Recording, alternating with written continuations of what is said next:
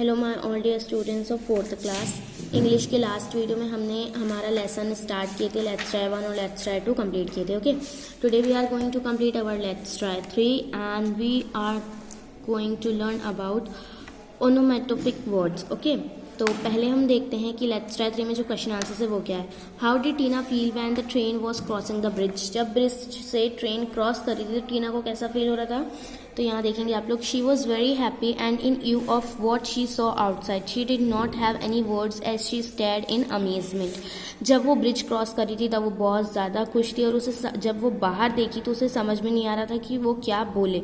वो जगह इतनी अमेजिंग थी, इतनी अच्छी थी कि वो सिर्फ उसे देख रही थी, है ना। नेक्स्ट है, what is the story behind the name Dhanushkodi according to Ramayana. Ramayana के हिसाब से धनुषकोडी नाम क्यों पड़ा उस जगह का, तो देखते हैं। According to Ramayana, this was the place where lord Rama broke the bridge he had constructed with his bow at Vibhishana's request. This gave it the name Dhanushkodi. क्या था रामायण के अकॉर्डिंग कि लॉर्ड राम जो थे, भगवान राम, उन्होंने ब्रिज जो उन्हें बनाए थे, है ना, लंका तक जाने के लिए, उसे अपने बो से तोड़ दिया था वापस आने के बाद विभीषण की रिक्वेस्ट से। तो इसीलिए उस जगह का नाम धनुषकोडी पड़ा, क्योंकि धनुष का मतलब होता है बो, है ना, और कोडी का मतलब होता है एंड, माने कि खत्म करना या तोड़ना। तो इसलिए उस जगह का नाम पड़ा धनुषकोडी, क्योंकि उस जगह का जो ब्रिज था वो लॉर्ड रामा ने तोड़ दिए थे।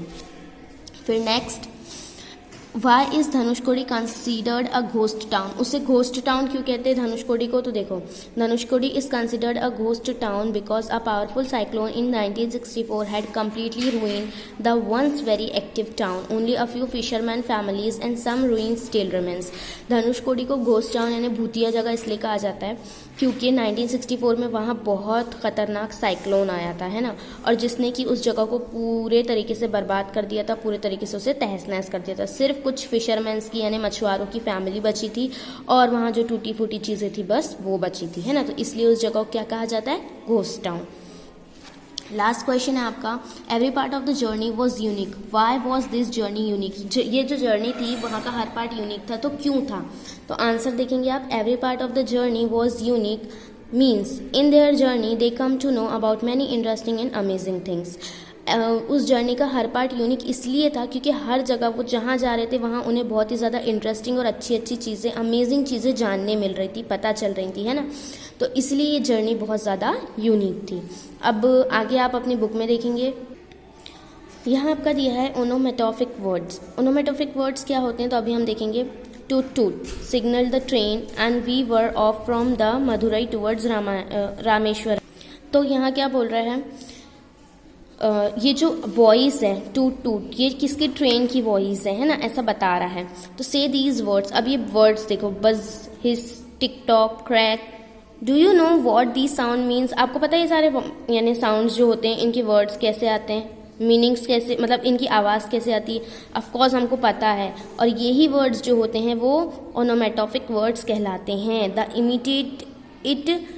Imitate the natural sound of a person, animal और ऑब्जेक्ट। ये जो साउंड होते हैं ये किसी पर्सन, एनिमल या किसी भी ऑब्जेक्ट के बारे में हमें बताते हैं। जैसे कि हम बोलते हैं ना कि घड़ी क्या टिक टिक कर रही है ना, उसके बाद में बिल्ली जो होती है वो म्याऊं करती है। हम बोलते हैं किसी को चुप कराना है तो हम क्या बोलते हैं, शांत रहो, ऐसे, है ना। तो ये जो सारे वर्ड्स हैं ये वर्ड्स ही कहलाते हैं क्या, onomatopoeic words. Okay, this is how language evolve. और इसी तरीके से लैंग्वेज कैसी बनी है।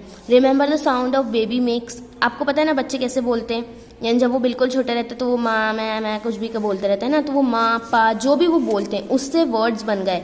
जैसे मामा एंड पापा ये सब इंग्लिश में बन गए, तो उनके वर्ड्स को जोड़कर ही हम लैंग्वेज बनाते हैं। तो onomatopoeic words make the language very expressive and interesting. और जब हम इन सब वॉइस के साथ जब हम बोलते हैं कोई भी चीज़ तो वो काफ़ी एक्सप्रेसिव लगती, काफ़ी एक्सप्रेशन उसमें दिखते हैं और वो काफ़ी इंटरेस्टिंग भी लगती है।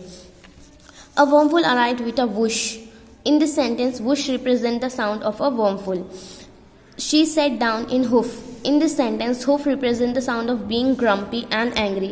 देखो जब हम गुस्सा होते हैं तो ऐसा हुफ ऐसे नहीं करते कि अब यानी बिल्कुल परेशान हो गए हम किसी चीज़ से। तो वो जो ये सारे साउंड होते हैं ये हमारे एक्सप्रेशन से ही बता देते हैं कि हम कैसा फील कर रहे हैं या हम क्या बोलना चाह रहे हैं ना।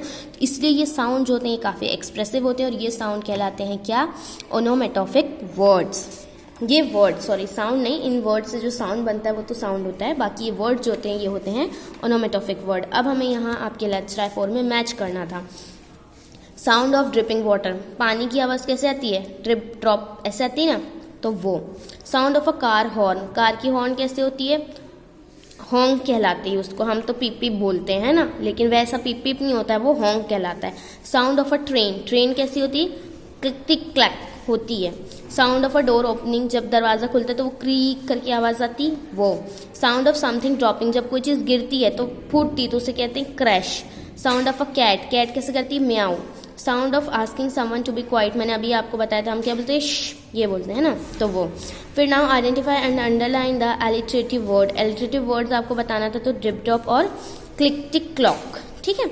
अब आएंगे आपके लेट्स ट्राई 5 पे, इसमें आपको ओनोमेटोफिक वर्ड्स को अंडरलाइन करना था जो ऑलरेडी मैंने आपके लिए कर दिया है। The bird began to creep early in the morning, the clanging vessel woke the baby, the dishes fell with a clatter, the soldiers click their heels smartly, the door open with a creak. ये सारे जो words हैं ये हैं ओनोमेटोफिक words, ठीक है, जो मैंने ऑलरेडी आपके लिए अंडरलाइन कर दिया। एक बार फिर से आपको बता दूं कि ओनोमेटोफिक वर्ड्स क्या होते हैं, ऐसे वर्ड्स जो कि हमारे को किसी चीज़ का साउंड बताते हैं ना, वो होते हैं ओनोमेटोफिक वर्ड्स।